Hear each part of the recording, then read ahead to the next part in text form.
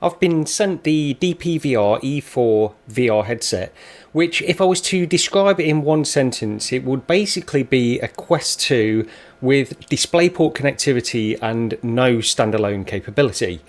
And it's a PC VR headset, basically a budget PC VR headset, but there's obviously a lot more to it than that, and that's what I'm going to get into in this video. So let's get into it. Immersed Robot. So as always, let's go through a few of the specs on this headset first. It's basically got the same display which is in a Quest 2. It's a single panel at 3664 by 1920 pixels, so exactly the same as the Quest 2.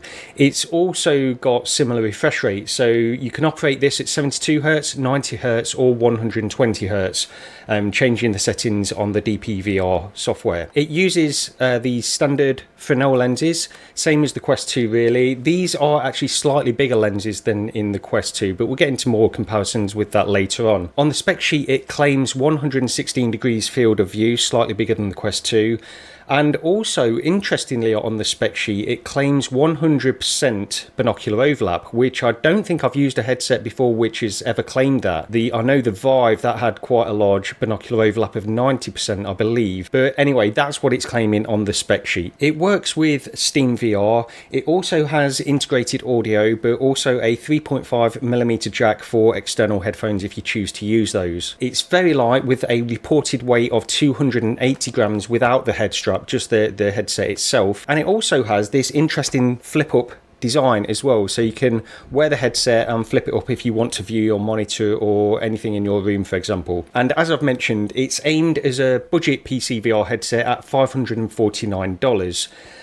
But let's get into a few of my impressions on this headset now. I've been using it quite a bit actually over the past week with a variety of different titles, and I went in and I recorded myself playing a few of those that I have been trying yesterday. But there's quite a lot to say about this headset. It is an interesting one, and I suppose you could in some ways call it a Quest 2 without standalone capability and with that DisplayPort connectivity, and also perhaps something similar to a Reverb G2. That would be probably the closest competition to this particular headset. But let's start at the beginning. So first impressions when I got this was that it is very light. It does feel like a very light headset, honestly, and it's very, the build quality seems perfectly fine. Once again, I know people complain about things feeling a little bit too plasticky and stuff like that, but I think it's partially due to the fact that they've tried to make the headset as light as possible, and together with the fact that it is plastic, and most VR headsets use plastic, it just gives it that sensation that perhaps the build quality isn't great, but I don't feel that way at all. I think this is actually pretty smart design on this headset, to be honest.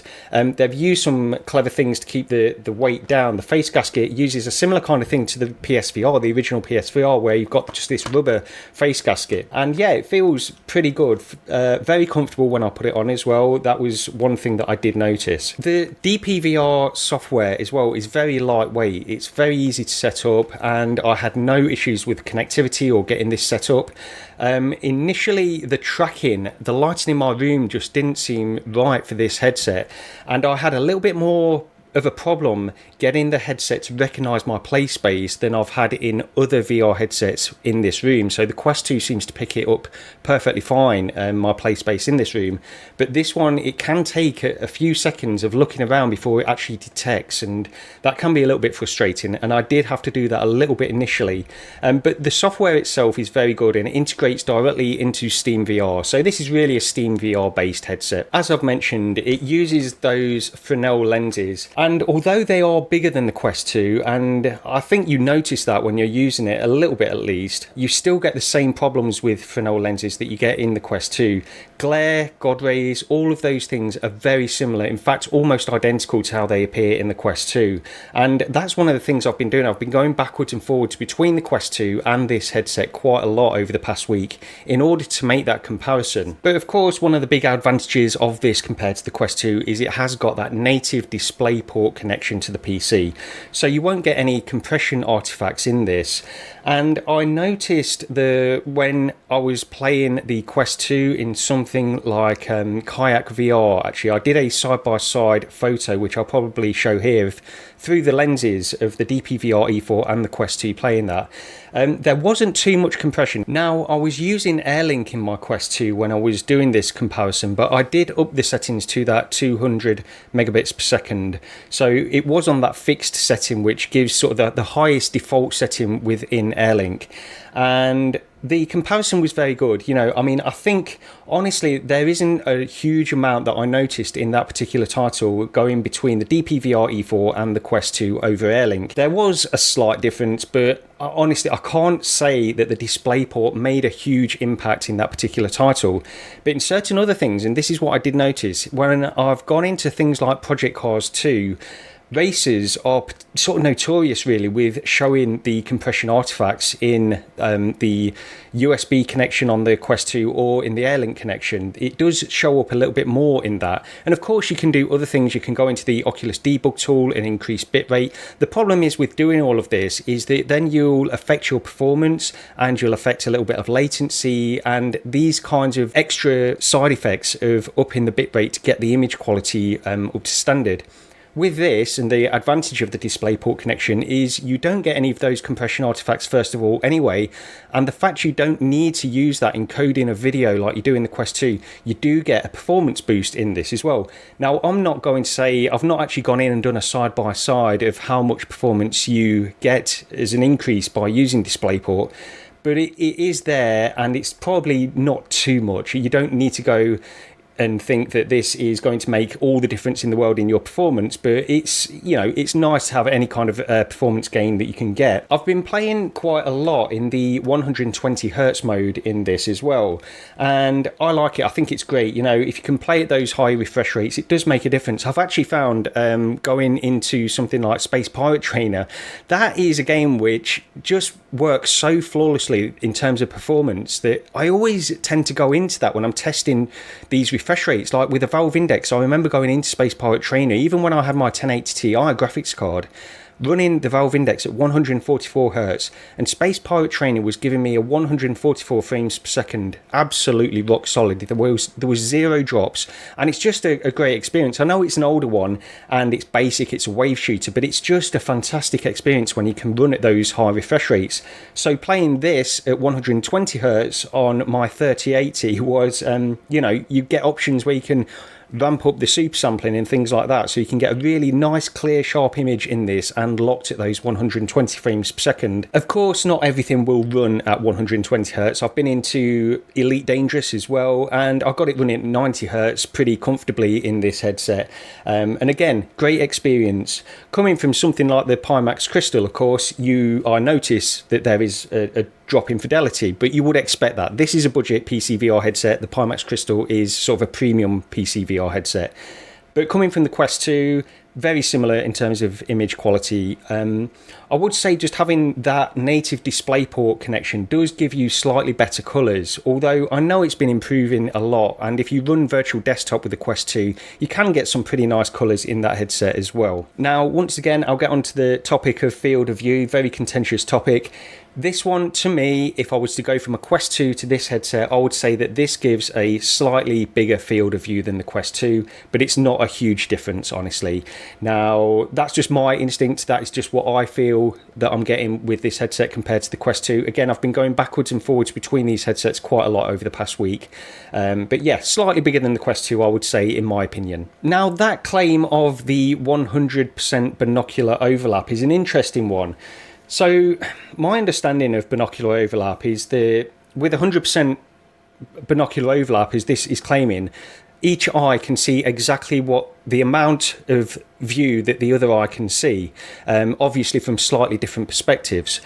But this doesn't seem to offer that. So if I close one of my eyes, then I will see the display cut off. There is a section that I can't see of the opposite eye. So yeah, I don't know what that claim is all about, and I don't know. You know, I've gone on, there's articles on RotoVR which show exactly what binocular overlap is, and this in my opinion, doesn't seem to have 100. Now, part of that is actually going to be subjective as well, similar to field of view, because if you could get your eyes really, really close to the lenses, and perhaps that's where this claim comes from, where you are literally getting the maximum field of view, perhaps then the binocular overlap is 100. It's difficult. I'm a little bit confused by that, so I might need to look into that a little bit more on this headset. But that claim of 100% is definitely on the spec sheets, and it's one of the most interesting claims, really. But I can't say it was visually uncomfortable. It's still a very high binocular overlap, regardless. So I can certainly tell that. But yeah, it gives a very comfortable visual experience within this headset. So I've already mentioned some of the small issues that I had on the headset tracking. It's not been a major problem, but I would say that it takes a few seconds longer to pick up the play area that I'm currently in. And maybe it's to do with my lighting in this room sometimes, I'm not sure, but I don't usually get those problems in this room. The other side of tracking, of course, is with the controllers. And these controllers, first of all, they're very, very similar to the Quest 2, sort of your standard VR controller design, to be honest. The thumbstick is quite low profile, but it still feels okay. The buttons themselves, the grip buttons, feel fine as well. I've not got too much to say on the controllers, but the tracking is also very good. So running things, I noticed this going from the Quest 2 to this, running at 120 hertz in this headset, things were very snappy and instant. You know, there's no issues that I felt with the tracking initially, and I tried quite a lot of things with these controllers as well, and there was absolutely zero issues. The only one was, as always, the one that seems to show up any kind of minor issue with tracking at all, and that was 11 Table Tennis VR. So it's a good test, it's a good baseline 11 Table Tennis to test it. And although I don't think it felt quite as bad as the Pimax controllers in that particular title, it just wasn't quite as snappy, or didn't feel quite as snappy as the Quest 2 tracking. But yeah, for the most part, these are perfectly fine, perfectly adequate, and they were still perfectly playable in the 11 as well. It just didn't have that sensation. I always look for that particular sensation, that feeling when I'm playing something like 11 Table Tennis. Now, integrated audio, let's get onto this. This is not good at all. The integrated audio in this headset is probably the worst part of it. It feels like they've cut a corner on this, because anybody is going to tell the difference between something like a Quest 2 integrated audio, which already isn't fantastic anyway, but it's, you know, it's pretty good. It's good enough for what they're doing. With this, the audio is tinny. It just doesn't have any sort of bass at all. There's no real, you know, it doesn't offer anything, to be honest. I mean, I would not use the integrated audio in this. What I have been using is the speakers on my PC. So I've been playing things like Elite Dangerous or Microsoft Flight Simulator in this headset, and I've just been using the audio from my desktop, because when I'm seated, I don't need it integrated into the headset anyway.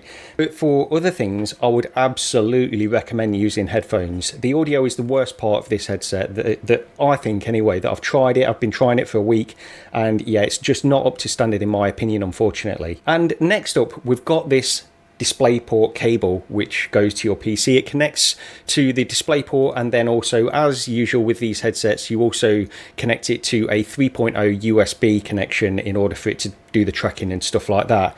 Now, the cable to me feels a little bit thicker than some of the cables that we're getting now. Certainly thicker than something like on the Pimax Crystal, but this is probably about the same thickness as a valve index cable, really. It just feels a little bit thicker than I would like. And the other thing with this cable, so this is again similar to the PSVR, the original PSVR that came out. It's got this block, so you've got the headset here, and then you've got this block which has another connection on it that then goes to your PC.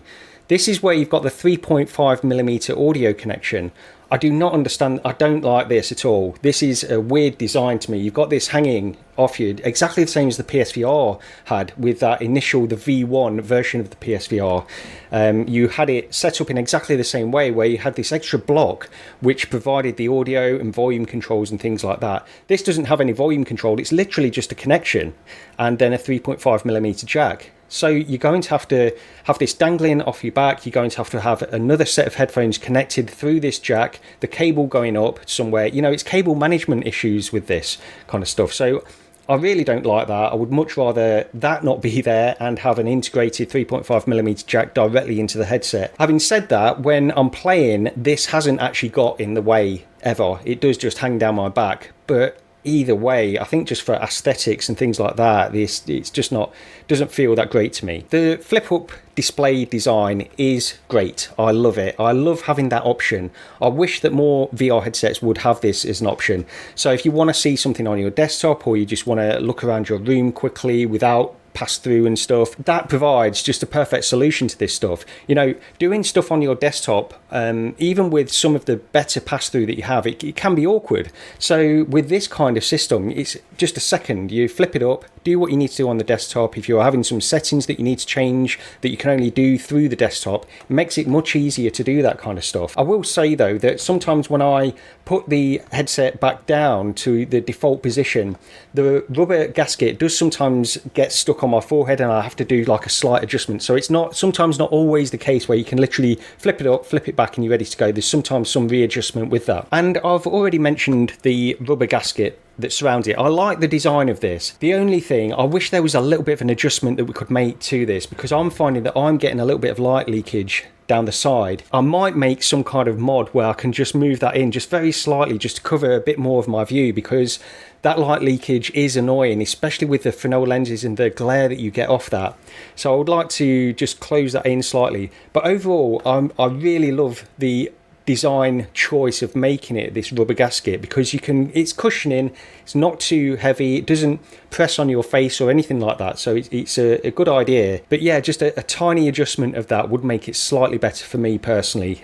So maybe I'll just try to make some kind of 3D printed mod just to adjust that slightly. So one thing I've noticed as well, it does tend to get pretty hot when it's connected to the USB connection on your PC, even when it's just in idle. You'll sometimes hear a fan that is inside fire up, even if it's just hanging on my wall hook. If it's connected to the USB and it's on, it will still get quite hot and this fan will fire up. So yeah, I'm not sure what to think about that. I do like the fact that VR headsets, when they're connected to a PC that's on, they will warm up, because then when you're using them, they won't necessarily fog up immediately. So I like that side, but I've found that with this particular headset, because it does seem to get a little bit too warm for my liking on the front when I'm not using it for hours on end. So I will tend to disconnect the USB connection for this headset. But it's just something to mention. I don't know if there's anything to get concerned about with that or not, but yeah, I just thought I'd mention it anyway. But overall, I am pretty impressed with certain aspects of this headset. I think it is a good budget option for PC VR, especially now the Reverb G2 has been discontinued. So with this conclusion, I'm just going to quickly go through a comparison between the Quest 2 and then the Reverb G2, because to me, I think that this could be a suitable successor to the Reverb G2. Not an upgrade, but possibly a successor for people looking for that next budget PC VR headset. So with regards to the Quest 2, I think the DPVR E4 has some advantages in terms of image quality, very slightly over the Quest 2 when connected with that DisplayPort connection to certain titles. And it's the ones that will really show up compression artifacts and things like that, really. But not only that, you'll also get a slight performance increase by using this headset rather than the Quest 2, either through a cabled connection or through AirLink. So that for in itself might be of benefit to some people that want to use a headset exclusively for PC VR. In terms of a comparison with the Quest 2 as well, I think if you literally want an exclusive PC VR headset and you don't care at all about any standalone capabilities, you don't care about being tethered with a cable to your PC if you're playing seated games or whatever, then I think this would probably be the preferable choice, except for that audio problem. Now, a lot of people will use headphones with their Quest 2 anyway, so if that's you and you want to use your own high quality headphones, then again, this probably isn't going to be a huge downside with this headset, but I can't recommend this headset based on the audio. It is a problem, but it probably won't be a problem for a lot of people that would want to use headphones anyway. So yeah, if you didn't want to use any external audio, then the Quest 2 does have better audio overall. But the E4 also has a slight advantage in terms of field of view compared to the Quest 2, at least in my opinion. And those lenses are, you know, they're nice large Fresnel lenses with not too much glare, about the same as the Quest 2, as I've already mentioned. But the edge-to-edge clarity is very good as well. So yeah, very similar to the Quest 2 really, but the other advantage compared to the Quest 2 for longer play sessions on PCVR is the lightweight. It is a very light headset. It also comes as standard with a very good head strap. If you like this Halo design with this rubber face gasket, then this will probably give you a much more comfortable experience than a Quest 2. Of course, you can get the add-ons for the Quest 2, like the Bobo VR head strap, which will be very comfortable as well, but you've still got that extra weight on the actual headset itself on the Quest 2 because it's got more components in there. But yeah, there's certainly some advantages that the DPVR has, and for a dedicated PCVR headset, I think if that's all you want to use, then perhaps the DPVR E4 would be the preferable option over the Quest 2. But I've alluded to this earlier as well, so the Reverb G2 is now discontinued, and that was a very similar price to this headset for a very long time. It was only at the very end that the Reverb G2 got some quite heavy discounts, but for $549, this is your budget PCVR headset. It's got a slightly lower resolution than the Reverb G2, and I think you would notice that slight drop in resolution from the Reverb G2 to this headset, but it's still very high, and we're talking about the difference between sort of the horizontal and vertical pixel count, the difference only being sort of, you know, 150, 200 pixels between those, which might make a difference. I'm sure it would, but the advantage this has over the Reverb G2 is that edge-to-edge clarity, which a lot of people had some complaints about. So if you do, you know, have a complaint with a Reverb G2 about the edge-to-edge clarity, this doesn't have any of those issues, but you are sacrificing some resolution at least with that. And I would say it's noticeable, and that central part of the Reverb G2 was very sharp, and you're going to be, you know, marginally decreased in this headset. And of course, the other thing to mention with the Reverb G2 is that fantastic audio that it had, the off-ear audio, and this one just can't compete on that level at all. So external headphones will need to be required for any kind of sort of immersion within this headset, I would say. So yeah, although not an upgrade to a Reverb G2 by any means at all, I think it's probably the closest thing we've got to a successor at this moment in time, only because the Reverb G2 is no longer available. So yeah, maybe a downgrade in some aspects at least, and probably in most aspects if I'm being honest, but it gives people another option at least. So it's your sort of current standard budget PCVR headset, and it gives a great experience. I've got very few things to complain about apart from the audio, really. I think most things with this headset make it perfectly usable, perfectly fine, but it's not going to be something that can really compete with some of the higher end PCVR headsets at the moment. And even with something comparable, the Reverb G2, I would say, still sort of takes that crown. It's just a shame that it's not got that edge-to-edge clarity, and also it's not available anymore. So this is probably the closest thing we've got at the moment to a successor for that particular headset, and it's not a huge difference. I don't think it's like a massive downgrade on the Reverb G2. I want to make that clear, but it's also not going to give you quite that level of resolution, unfortunately. So yeah, that's the DPVR E4 anyway. Let me know what you think in comments. If you're interested in this headset, let me know. And if you want me to test anything in it and give some impressions on anything in particular, then let me know that as well. I'll try to get around to doing that. But thank you very much for watching this video, and I'll see you next time.